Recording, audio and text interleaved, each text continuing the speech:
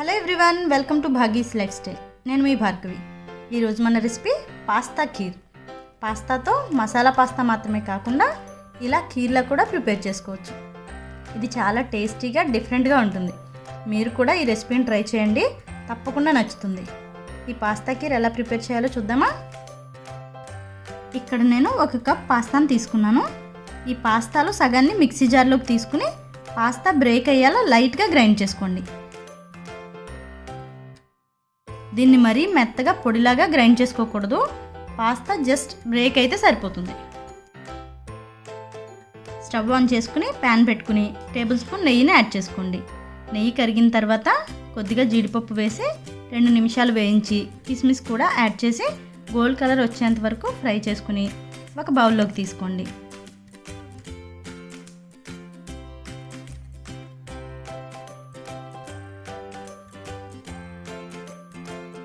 మిగిలిన నెయ్యిలో పాస్తాను వేసుకుని అలాగే మనం గ్రైండ్ చేసి పక్కన పెట్టుకున్న పాస్తా ముక్కలను కూడా వేసి గోల్డ్ కలర్ వచ్చేంత వరకు కదుపుతూ వేయించుకుని పక్కకు తీసుకోండి.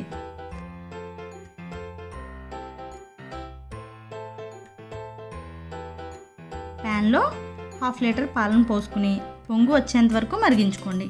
ఇక్కడ నేను ఫుల్ ఫ్యాట్ మిల్క్ను తీసుకున్నాను.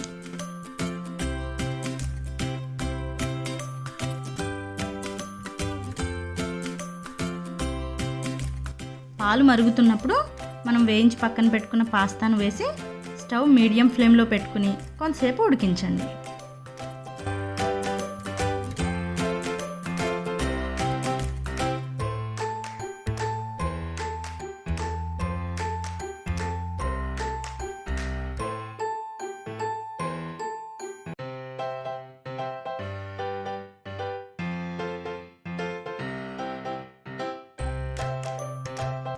పాస్తా ఉడికిందో లేదో చెక్ చేసుకోండి.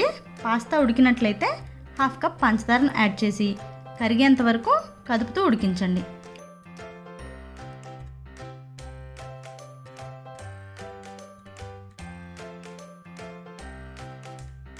పావు టేబుల్ స్పూన్ యాలకుల పొడి వేసి మనం వేయించి పక్కన పెట్టుకున్న డ్రై ఫ్రూట్స్ని కూడా యాడ్ చేసుకోండి. స్టవ్ ఆఫ్ చేసి కొంతసేపు చల్లారనివ్వండి. ఇలా చల్లారిన తర్వాత 2 టేబుల్ స్పూన్ బెల్లాన్ని యాడ్ చేసుకోండి. వేడి మీద బెల్లం యాడ్ చేసినట్లయితే పాలు విరిగిపోతాయి, కాబట్టి కొంచెం సేపు చల్లారనివ్వాలి. బెల్లం యాడ్ చేయడం వల్ల పాస్తా డిఫరెంట్ టేస్ట్ వస్తుంది. అంతే, చాలా టేస్టీ పాస్తా ఖీర్ రెడీ. మీకు ఇది పలచగా కావాలి అనుకుంటే కాచిన పాలను యాడ్ చేసుకోవచ్చు. మీకు ఈ వీడియో నచ్చినట్లయితే లైక్ చేసి షేర్ చేయండి. మా ఛానల్ ఫస్ట్ టైం చూస్తున్నట్లయితే సబ్స్క్రైబ్ చేయండి. Thank you for watching.